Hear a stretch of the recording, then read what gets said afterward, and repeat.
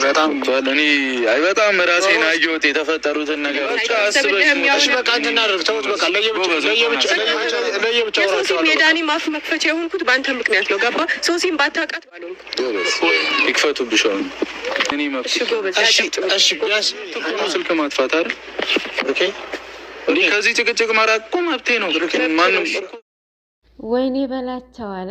እነኚህ ልጆች አሁንም 3 ቀን 4 ቀን ጠፍቶ መጥቶ አሁንም ጭቅጭቅ ንትርክ። ኧረ የእናንተው ሳያምጣው ነው።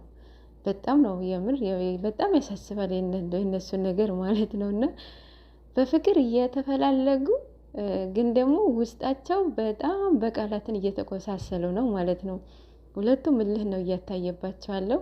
አይናቸው እያስታውቃል። እሱም ላይም እሷ ላይም ማለት ነው። ግን ደግሞ ማን ይሸነፍ ነው። የትላንትናው ደግሞ ብሩክን እንትን አናዶታል። ያው ኦዲየንስም እንዳናደደው ሁሉ ማለት ነው። እሷ ደግሞ አያገባህም ነው ካንተ ጋር ጨርሼ ነው የሄድኩት ብላ መለሰችለት። እንደዚህ አይባልም ማማዬ፣ ሴት ልጅ የሱቅ ዕቃ አይደለችም። ወዳውኑ ጨርሳ ወዳውኑ ሌላ ቦታ የምትሄድ ማለት ነው። እንደዚህ አይባልም። አንቺ ራሱ ዳኒ እንዴት ነው ወዳው በዚህ በፍጥነት የሱሲ ስሜት የሚጠፋው? ወይስ ድሮ ማያፈቅራትም እያልሻን ነበር እንዴ? ያንቺን ፍቅር ስሜት ጠፍቶ ነው አይደለም? እና ይሄንን ይበቃችኋል ሀይሚዬ፣ ይበቃል፣ የእውነት ይበቃል። ማለት ግዴታ ከሱ ሆኜ ሳይሆን ሰው እኮ በስነ ስርዓት እኮ ይቅርታ እኮ አልተቀበልሽም። ይቅርታ እኮ እንደዚህ አይደለም። ወይስ የእናንተ ይቅርታ ይለያል እንዴ? ወይስ እናንተ አምላክ ይለያል እንዴ? እንዴ ምን አይነት አምላክ ነው የእናንተ አምላክ? ይቅርታ የማያውቅ ነው እንዴ? እንዴ አስመሰላችሁት እኮ እናንተ።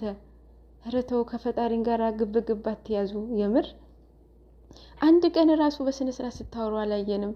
1 ወር ሳምንት ሊሞላው ነው። የምር ሁሌ ጭቅጭቅ ንትርክ፣ ያንን ነው የሚነሳው። ሁሌ ወደ ኋላ። ኧረ ተው፣ ሰው እኮ ፍጹም አይደለም። ሰው ፍጹም አይደለም፣ ይሳሳታል፣ በይቅርታ ይመለሳል። እነኚህ ልጆች እኮ ፕራንክ አደረጉ እንጂ ሰው አልገደውኑ። ሰው ገለው ራሱ በይቅርታ ያልፋል አይደል እንዴ? በስማም። አሁን ዳኒ እኔ እንጃ አሁንም አላረፈም። ድክመት እያለ ነው ቲክቶክ ላይ። ይሄ ደግሞ ልህ ውስጥ ያስገባዋል ማለት እንትን ላይ ብቻ ያው አለ አይደለ? ሁለታቸውም እየተፈላለጉ ሶስተኛ ወገኑን ማስወጣት አልቻሉም ማለት ነው። እና ይሄ ዳኒ ነው አሁን መቀስ የሆነባቸው፣ የእውነት የፍቅር መቀስ። እኔ እንጃ እንደሱ የአራዳ ልጅ ነኝ ይላል። እንደሱ የሰገጣለ እንዴ? የአራዳ ልጅ እንዲህ ነው ይረዳ። እንደ ወንድ ብትሆን ይሻላል የምር። የሆነ አውራሮ ያምር ወይ አፍር ይረዳ። እና እነኚህ ልጆች ብተዋቸው አሪፍ ነው። አሁንም በነገር የቀጠሉት ነው ማለት ነው። እንግዲህ እስኪ እናያለን፣ ነገው ደግሞ እናያለን እስኪ ምን እንደሚሉ ማለት ነው። ነገረ ስራቸው እኮ ያስቃል። ማርያም የህፃን ስራ ነውና ብሩኬ የጠፋው ያው በኮሜዲያን ብቻ ሳይሆን ከጓደኞቹ ራሱ ጠፍቶ ነበረ ማለት ነው።